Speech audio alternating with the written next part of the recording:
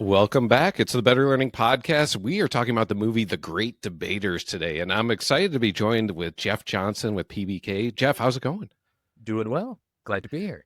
So this movie was one that was not on my radar at all. I don't know how I even missed that it came out. I mean, it's got big names: Denzel Washington, Forrest Whitaker. Why was this a movie that you wanted to talk about? Well, when we were talking about the typical movies, it's like, high school stuff. And then I was thinking Fast Times at Ridgemont High. It's, well, maybe not quite what we're thinking. We did So, we did a lot of those, so don't worry. We yeah. we've had some embarrassing ones, so this is actually going to be a more serious one. Yeah. So this one's kind of an intense movie. So, what really got me is that it's a real story. And, some things dramatize and that kind of thing. But it was about our history. And sometimes looking back, sometimes, it's not the best. But to see how education and about students and how they prevail through this process to overcome. And Denzel, hey, it's got to be good. And wow, it was pretty intense. My wife and I had her watch it last night, and she didn't know about it. So Yeah. Yeah. It was I was watching it on the plane, and yeah, it is a really good, well-told story, a real story, which obviously makes it even more impactful. But yeah, it's pretty emotional. There are definitely moments where, yeah, it's just kind of hard to watch. Yeah. yeah, and I mean overall, I'm a sucker for underdog movies. Overcoming the odds and those kind of things. But this one being real, I mean, it hits harder Yeah. because, this is a real dark period in our Yeah. history. Yeah, well, I can set the stage a little bit and feel free to chime in, Yeah. but it's a movie it was made in 2007, but it's based on a debate team at Wiley College back in like 1935, Mhm. 36. It looked like. So that was the school year. And Denzel Washington is the coach of the debate team, and they pick four kids, and they go around debating. And as they're winning, you also see the realities of what they're dealing with, of just kind of the racial tensions that are happening in Texas and around the country. And ultimately, they end up debating at Harvard, invited at Harvard. And do we give the spoiler? Should we? Yeah, why not? They win. They So win. so they end up beating, yeah, and it gets a radio broadcast to the rest of the country. So pretty cool, just seeing that that kind of that point of like the underdog story. But it definitely highlights that time period though of what was happening, especially in the South in the 1930s. Yeah. Wiley College, this small African American school, and then ended up 75 consecutive won debates for the 15 years that they had it going on. Pretty That's impressive. crazy. Yeah, they were dominant. One note I did see reading up on this is Denzel Washington ended up donating money to try to get the debate team started back up Yeah, again. $1 million. Yeah. Yeah. Isn't that Yep. wild? Yeah. So it's kind of great. I wonder why they ended up stopping the debate team with that history. But Yeah. so I love looking at the IMDb ratings to see what other people think. I feel like it's the most realistic one because it's real people voting on a scale of 1 to 10 of how good they think the movie was. I don't know, Uh, Jeff, have you looked at that? no, I read some other things, because some things are dramatized, but Yeah. no, I What hadn't checked that. what would be your guess? Scale of 1 to 10 of what people have rated this movie. I would hope that that's at least a 7.5. You hit it right on. It's Really? exactly a 7.5. Yep. Oh, okay, good. Yeah. Which is, in IMDb, like that means it's a good quality. Like I always say, if it's over 7, it's worth watching. If it gets, there's very few that even get over 8. So, it, yeah, it's a good, just well done movie overall. And I So, forgot that Denzel Washington direct, and then Oprah Winfrey was a yeah, that's producer in right. there. With Harpo Studios, Yeah. they backed it.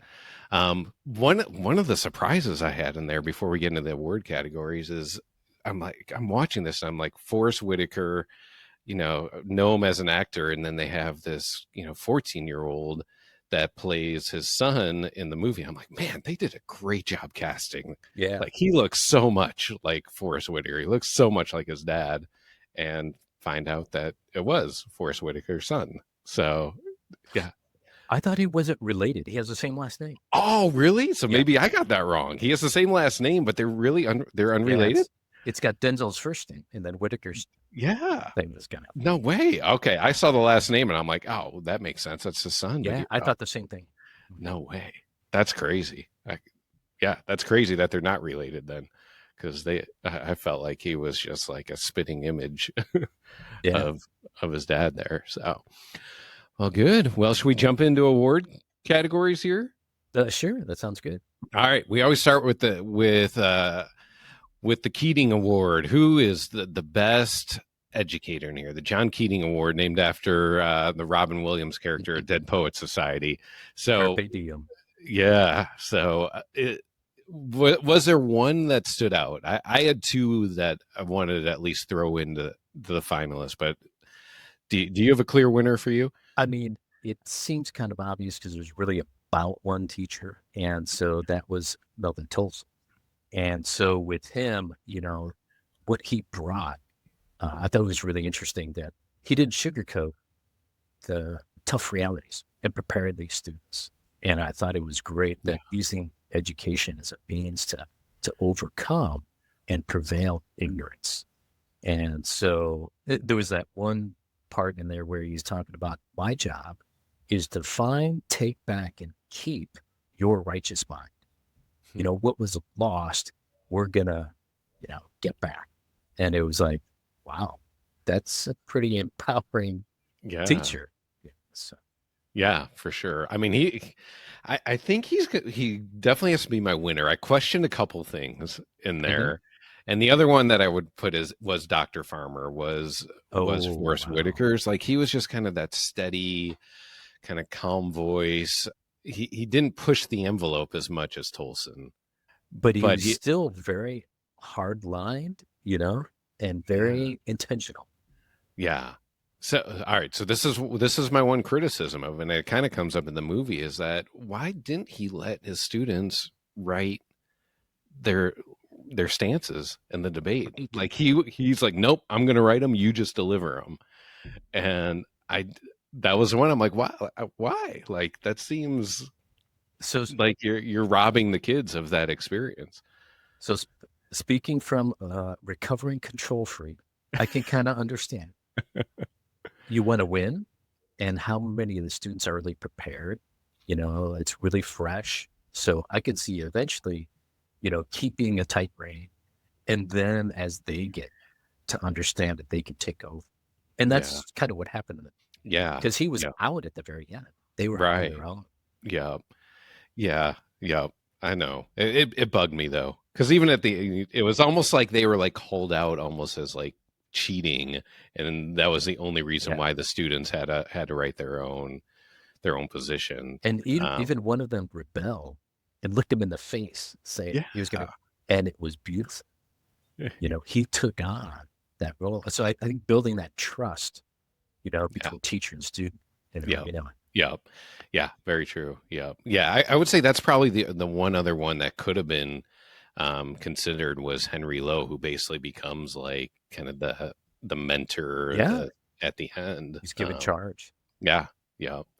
So, all right. So clicks in here. I mean, there are obviously a lot of stereotypes, especially on the racial side of things here, but any other like stereotypes or groups or things that you noticed in this movie? Yeah, I think most of them, I don't know that they were really over dramatized. The idea that, Jim Crow law at that time was really, it's kind of hard pill to swallow. So some of them upholding the law, they thought they were just doing the right thing.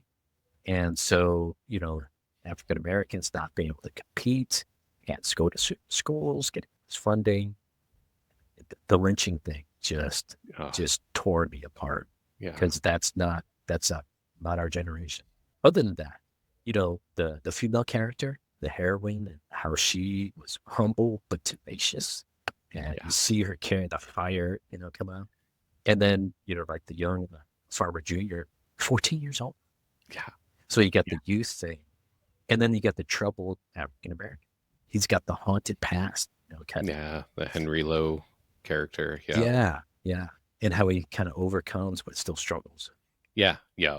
Yeah. Has those moments where, yep, he, yeah, ends up going drinking and, yeah.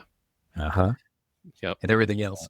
Yeah. Yep. The, the womanizing and, yeah, just trying to break that cycle from, which seemed like came from his family and what he had been around. And yeah, Right. he did. Like Yep. And he eventually became, become a yeah. pastor. Yeah.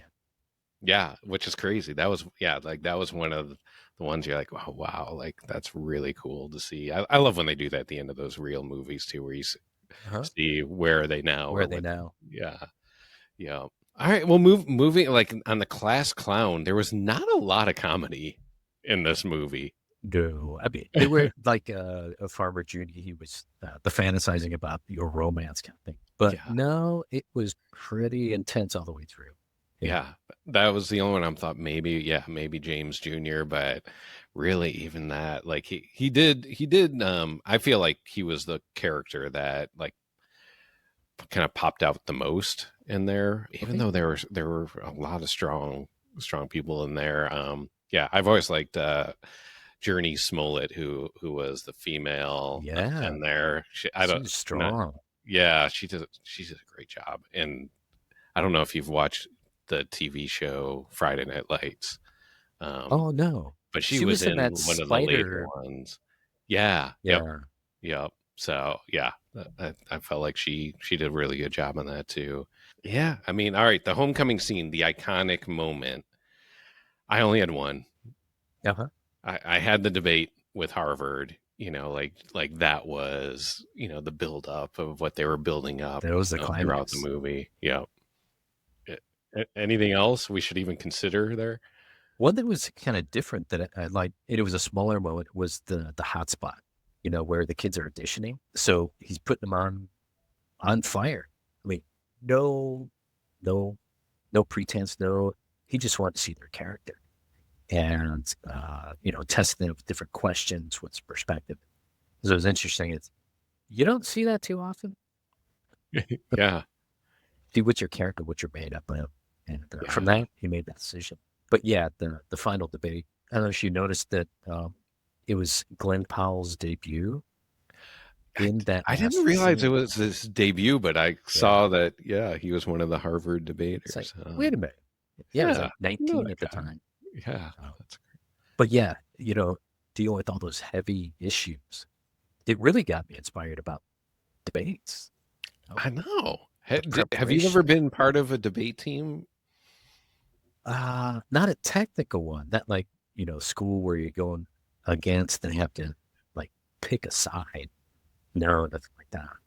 Yeah, I haven't either. My niece, and they don't call it debate. I can't remember what they called it, but she just graduated from high school, and yeah, she was competitive in that too. And I'm like, man, that's such a good skill, such a good skill. Yeah, I you feel got like to know almost like your every stuff. kid, yeah, and to be able to speak in front of people, like what, like, it's something that probably every kid should have some experience going through, but it does seem like it's rare. Yeah, yeah, because to like Dale Carnegie, like courses outside and Toastmaster, kind of. Right. But it's Yep. not like that kind of intensity where you're trying to prove a point to sway an audience to Yeah. decide on one issue or another. Yeah, I remember, not to get too sidetracked, but I remember a Malcolm Gladwell podcast episode where he talks about debate teams, and he thinks he's a good debater, but he was actually like terrible. He went to like a class, and they were breaking down like the best debaters are actually the ones that are really good at listening. Huh? And Malcolm was saying in there, he goes, I was always just thinking about like, what am I going to say next? That I was missing the point. And when he went in and like went into the class where they learned a little bit more and heard from me, he's like, oh, that's why he was so bad at it. And I'm like, oh, I didn't really think about that. Like how much of it is that you have to really hear what the other people are saying and be able to and use that to, yeah, and you only can be the one side. You can't, usually as right, architects, and, educators, you're trying to see the sheet, find a balance and compromise. yeah, Yeah, yeah. this is all, yeah. Yeah, the only time I had to do this, now that I think about it, I was in college, and I was given the position that I had to take the side of why women should not get paid equal in the workplace. And Oh, I'm like, are you kidding me? Like, why? oh yeah, that's the side you want to be on. Yeah. So yeah, I lost that one. It was probably wise that you did. Well, I mean, I think back, I'm like, I think I even started off, I'm like, first off, they should not be. I'm like, but I'm going to explain the economics of why that's happened and why it Oh, just is going to take time to do it. that's So that's good. I don't Safe. know. Maybe I save face personally, but yeah, I don't know what a good debater would actually do in that scenario. So, well, any one-liners or things that stood out for you of like top line? Yeah, and actually, there were a lot of great quotes that were in that. But the one that when I first took it or saw it, I had to write it down, and it was the one that Tolson brings up that they do the dialogue back and forth. Who is the judge? The judge is Yes. God. Why is he God? He's the one who decides who wins or loses, not my opponent. So who's the opponent? The opponent doesn't exist. And why not? He's a mere dissenting voice to the truth that I speak. And it's like, Yeah. I was just like, what Yeah. did you say? I know. That was great. Yeah. Yeah, and I loved how like by the end the students are repeating that back. Yeah. Yeah. But what a great, I mean, even for any of us, sometimes we think Yeah. the judgment or the opposition. It's Right. like, no, we're seeking truth. And that's Yeah. what I love about the whole movie. Truth prevailed. Yeah. And Yeah. then and the only other two were an unjust law is no law at all. St. Augustine. And That's the one I had. Yep. oh, you didn't. Okay, sorry, I didn't mean to. That was mine right there. And I actually like went beyond that too of like which means I have a right, even a duty to resist with violence or civil disobedience. There you go. You should pray I choose the latter. Like, oh, Oh, that was like the mic drop when they were at oh at the man, Harvard. it's like almost a threat with even. Yeah. Yeah. Yep. Yeah, the other one that I put in there too was when they were debating at it was the first one I think in Oklahoma, and it was Samantha Book. Her Oh, yeah, her yeah. line She brought the of heat. yeah, she did. Like, no, the time for justice, the time for freedom, and the time for equality is always right now. Oh, and the passion that she had. Yeah, that was really good. Yeah, And then the Martin Luther King one, injustice anywhere is a threat to justice everywhere. yeah, And what a time to live in. I mean, yeah, I was born in '68, Martin Luther King, but yeah, wow, that the power. yeah, yeah. I didn't have anything in the realistic or ridiculous category because I felt like it all seemed pretty realistic to me. Did you have anything there? But what it caused me to think about is, what about racism today? Is it's different, or is it just dormant? Sorry, Yeah. you Oh, know. yeah, So yeah, there's a primitive element that's kind of part of us. And I would hope that like this intellect overwhelms that. And so, but no, there was a lot of movies. Oh, they just go away. right, exactly. Yeah, yeah. I was trying to think. I mean, I don't know how much like they followed the exact story, but they're yeah. There wasn't anything that stood out to me of like, well, that's ridiculous, and it seemed very realistic. It seemed like like that college had that really tight knit community where they actually Yeah, did kind of have meals together and things like that. I don't know if that would happen now, where where there was that much interaction, like personal life with the students. yeah. I think that's uncommon. I think some private schools are similar, but Um, the only the only other thing that they made some embellishments. The only big thing, so at the end, it wasn't really Harvard. It was actually University of Southern California, Oh, really? which actually makes a little bit more home to us. Okay. That they invited them to come in and in the right place. They didn't send them on some cornfield, like Oklahoma, that we don't want to. This is Yeah. unsanctioned. Um, and to really bring it or elevate to an equal level. That was a big step Yeah. for a Oh, that's university. interesting. So I didn't realize that.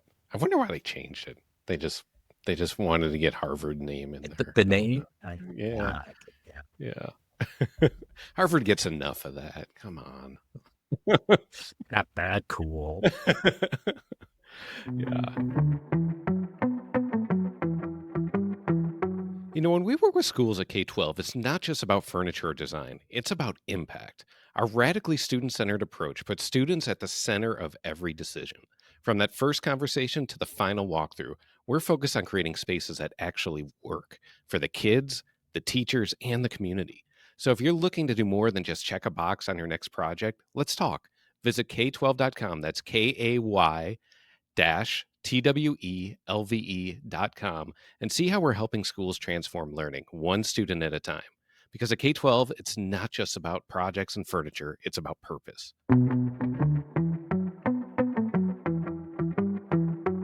So, the iPhone effect, if this was made today, what would be different? I mean, we talked a little of social dynamics, but technologies, things like that. We can take this category a bunch of different directions. Yeah, I mean, when I was thinking of like the cast, even though it wasn't that long ago, but I was joking with my wife, like maybe the childish Gambino being Denzel, which maybe a little stretch, but Michael B. Jordan, like Yeah. being, Yeah. he's got Yeah. that Yeah. tenacity, passion. Yeah. Yeah. Yeah, I mean that would be the era. Those were the seasons of Friday Night Lights where Michael B. Jordan and Journey Smollett were on together. I could totally see them like reuniting Oh in this. yeah, Yeah, yeah. yeah, Because like Samantha Elliott on the one I could think is like Zendaya or something like that. yeah. But yeah, I mean they hit two of like like probably the best ones of having Denzel Washington, Forrest Whitaker. Like that was like That was dynamic perfect duo. That was because they're yeah, both so tense as actors. The characters, yeah, is beautifully yeah. done. Yeah. Well, I already had mine on this Hags category of the have a great summer. If you were going to write in a yearbook, I was writing out what you had mentioned before of the who is the judge is God. Like that would probably be where I would just like that's what I would write in the yearbook. But It's so anything good. for you in there? Yeah. That would have been the same thing as a Yeah. mantra to like live by or go by, carry on. I mean, really? Yeah. This is another real one. So we got a couple categories left. The Battle of the Bands one, I think I'm going to skip because there wasn't really a lot of music in there, unless you noticed anything on the music side. Yeah, I noticed. Recognize. Well, I mean, James Duke Howard as a film score composer. I mean, a great film score. You don't even sometimes know it's just emotionally connected. Yeah. But the blues and gospel songs, I recognized a few of those. And actually, I guess Denzel had remade some of the originals to more Oh, current really? form for the movie. It gives you that Oh, that's cool. character, and that rich connection to the context, and some of the music, like in the whatever club that they had out in the swamp, they Oh, yeah. they're That's true. playing the Yeah. box and the banjo, and just primitive, but it was yeah. Yeah. You caught more than me. That was probably my fault of like watching that on an airplane that I didn't get didn't get all the context on there. And where are they now? I mean, they end the movie telling a little bit. We talked about it a little bit. Henry Lowe goes on to be a preacher. Okay. Tolson, if I'm remembering right, like he stays on and he continues to teach and coach there, right? Yeah, he becomes a world-renowned poet. He Oh, that's actually, right. That's right. I was reading a little bit more that he met with Lyndon B. Johnson, received an award for his poetry. Yeah, so he had a rich experience beyond just the professor. Wiley. And then apparently Samantha actually, it was a dramatized. It was based on someone else, a different, Oh, but okay. but she became a lawyer and a dean at Dillard University. Okay. That's And cool. then Farber became a professor, teacher, and became a civil rights leader. Nice. Um, Yeah. so it's interesting. That is the other thing about the education part is that through this experience of tragedy, of the circumstances, politics, is education overcoming that and then launching careers from it. I think it was kind of cool. Yeah. And that's not just a story. That's how Right. it Yeah. actually played out. I mean, this was, as we're wrapping up these categories here, like this was cool because it was basically a sports story. I mean, you would see this format in Yeah. all the sports movies, Uh-huh. but to hear, like to do it in, in debate, it still had the same drama, it still had the same impact, but it was very much a flow of felt like, Remember the Titans, or Yeah. like that Because you're type of, cheering on and, yeah, you get the low yeah. spot. And then there's this like, are they going to make it? Yeah, yeah, but overall, great movie. Yeah. Any closing comments on the movie? It kind of the takeaways that, and as an educational designer, my wife is a teacher as well. Okay. And so this idea of the school as a refuge, even though this is college, still the same idea that these kids are coming from all kinds of different backgrounds and good, bad, and ugly. And they can overcome. This can be a launching point. And so sometimes even a transformative experience of finding their character and identity and their capacity. Like the two that won in the end, they were the alternates, Yeah. Yeah, that is you know? that's crazy to And think about. so Yeah. it's kind of cool that in each of us, or as we're working in this industry for kids, is understanding their potential. You know, what are they being challenged with? By overcoming, they can exceed anything that they can think of. Anyway, so the Yeah. movies, Very true. it's supposed to get you riled up. Right. Yeah. I mean, that's why we do this. I mean, it's having education in more of a story format is just more compelling It on is. there, to be able to pull lessons from it. So fill us in on your real life here, outside of the movie. How did you get? I mean, with PBK being, yeah, like tell me how you got involved, and where are the things that that you're most excited about that you're working on. Yeah. So I've been designing schools for the past 30 years. Wow. Yikes. And so I was born in Chicago and came out Oh, to, yeah, nice. Me to too. All right. really? Where? Yeah, I was Northwest, so Buffalo Grove. Nice. Yeah, My, yeah. How so about you? my brother, he lives in Oak Park now, but Okay, I grew up in Oakland okay. and Yeah, Joliet and yep. Western area. So Nice. Yeah, yeah. interesting. My family's Midwestern still, here. yeah, yeah. My family's still scattered all over Chicago area. Yeah. I mean, as a young architect or anyone involved in architecture, I mean, it's a perfect place to grow up. Yeah. But then 8 years ago, came out to California, invite for PBK, and really focusing, going national with education. Never really planned to be a large corporation like that, but it was a perfect jump. And we started almost from scratch in California about 9 years ago, and have Okay. grown to now.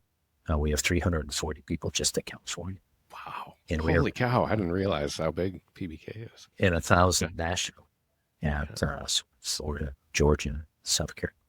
Yeah, it's great to, especially with my wife and I, we kind of tag team and talking about like the question, who's our client? It's the kids.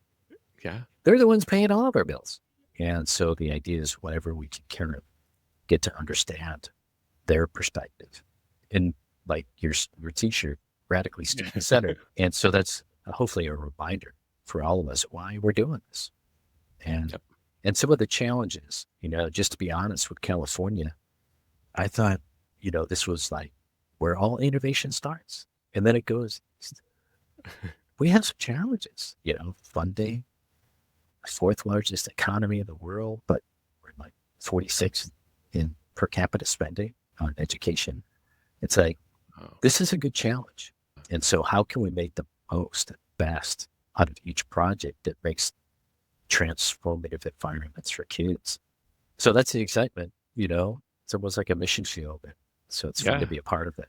Oh, well, that's cool. That's yeah, I know I've had some really good conversations with Melissa Turnbaugh with Yeah. Yeah. ABK over the years, Yeah. She's and awesome. and hearing the initiatives, and it's what I love about just like this educational community, like the Association for Learning Environments. Like it is people that like genuinely care about the work we're doing. Yeah. And you're right. I mean, we wear these shirts, these radically student centered, and we talk about it's how cool is it that we get to do work that It's that is almost fun. Right? impacting. Yeah, Yeah. it's like, man, we get to do stuff that matters and has a huge impact in the next generation. And yeah, for us, it's always like, how do we keep that forefront in everything that we're doing? Is that we're not just like like an office building, or like, not that there's anything wrong with that, but we get to work on stuff that like really matters and Makes a has a difference. direct impact. Yeah.